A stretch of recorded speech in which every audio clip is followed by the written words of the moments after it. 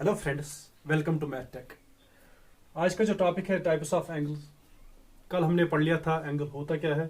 आज हम इसकी टाइप्स पढ़ेंगे। इसके बहुत सारे टाइप्स हैं, जैसे कि acute angle, right angle, obtuse angle, straight angle, reflex angle और कंप्लीट एंगल। ये हम एक एक करके जानेंगे ये होते क्या है। पहला हम देखते हैं, मैंने आपको कल बताई थी ये रे होती है एक रे, दूसरी रे इसके ऊपर होती है जो कि घूम ये तो फिक्स है ये रे, दूसरी घूमेगी, जितना वो एंगल बनाएगी उसी के हिसाब से हम देखेंगे कितना एंगल बनती है। अगर दोनों रे एक दूसरे के ऊपर होगी, दूसरी रे भी इसी के ऊपर होगी, तो ये कितना डिग्री एंगल बनाती है? 0 डिग्री एंगल बनाती है। तो फिर क्या होगा? ये 0 डिग्री एंगल होगा। कितना होगा? 0 डिग्री,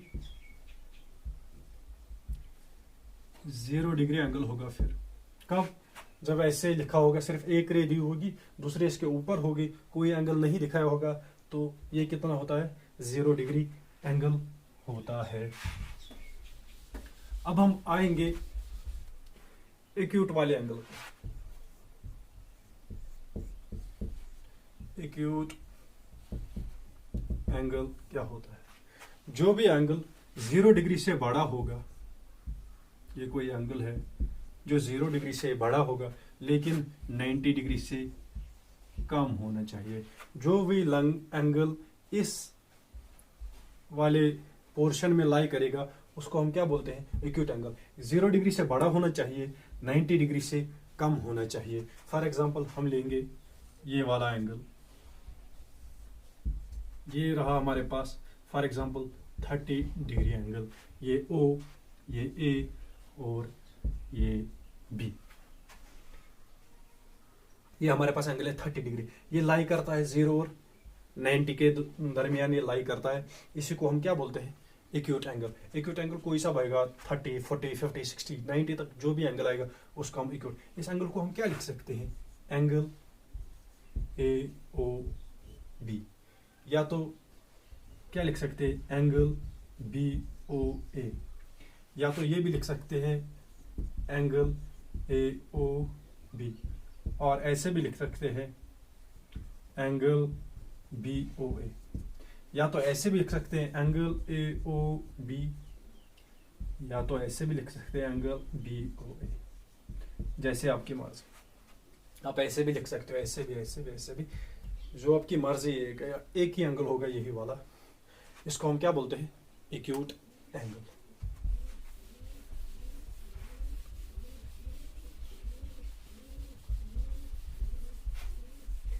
इसके बाद अब हमारे पास आता है राइट एंगल। क्या आता है? Right angle. राइट एंगल किसके बराबर होता है? ये होता है 90 डिग्री। जो एग्जैक्ट 90 डिग्री होगा उसको हम क्या बोलते हैं? Right angle. देखो कैसे बनता है। ये एक रे है, इसका ये टेल है, इनिशियल पॉइंट, स्टार्टिंग पॉइंट। इसके बराबर बिल्कुल परपेंडिकुलर और एक रे ले लो, इसका फॉर एग्जांपल O, इसका A, इसका B। सब एंगल हम अगर दिखाएंगे, एक्यूट दिखाएंगे, ऑब्ट्यूज दिखाएंगे, स्ट्रेट, रिफ्लेक्स, कंप्लीट, जो भी दिखाएंगे, हम उसकी जो यहाँ पर एंगल दिखाते हैं हम गोल दिखाते हैं। लेकिन ये एक वाहिद ऐसा एंगल है राइट एंगल जिसको हम गोल से नहीं दिखाते हैं। कैसे दिखाते हैं? ऐसे,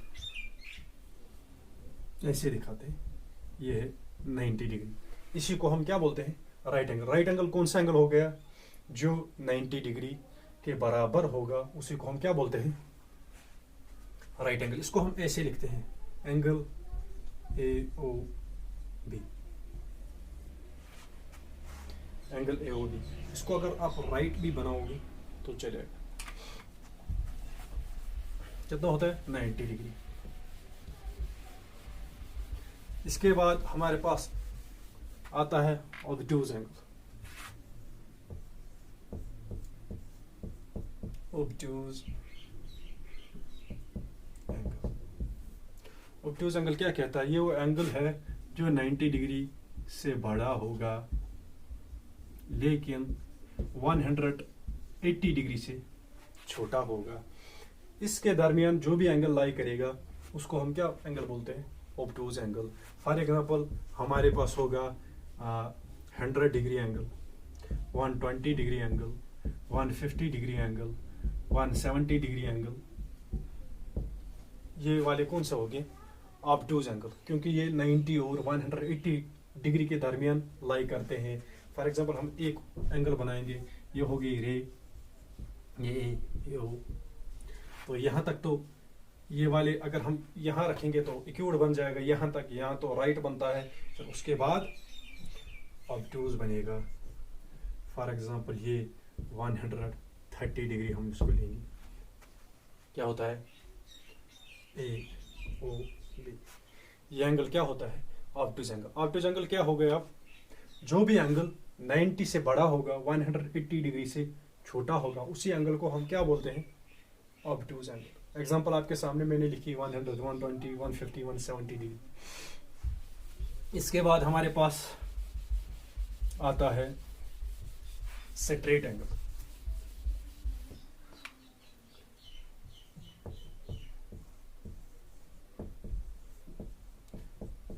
स्ट्रेट एंगल। स्ट्रेट एंगल क्या है? ये होता है बराबर 180 डिग्री। स्ट्रेट एंगल क्या होता है? 180 डिग्री। मतलब ये हुआ हमारे पास एक रे, ये पॉइंट ओ, ये पॉइंट ए। फॉर एग्जांपल यहाँ तो एक्यूट बनता है, यहाँ आके परपेंडिकुलर जब आएगा तो 90 डिग्री बनेगा, फिर उसके बाद जाके ये यहाँ पर स्ट्रेट लाइन बनेगी। ये एंगल जो होगा ये होगा 180 डिग्री। इसीलिए हम इसको स्ट्रेट एंगल बोलते हैं, क्योंकि ये एक स्ट्रेट लाइन से बनती है। समझ आ रहा है? ये एक रे जो इधर होती है, दूसरी पूरी जाके 180 डिग्री कंप्लीट करके इसके साथ बिल्कुल मिल जाती है, ये दिखती है कि ये स्ट्रेट लाइन है। इसीलिए हमको इसको बोलते हैं, क्या बोलते हैं? Straight angle. कितना होता है? 180 डिग्री।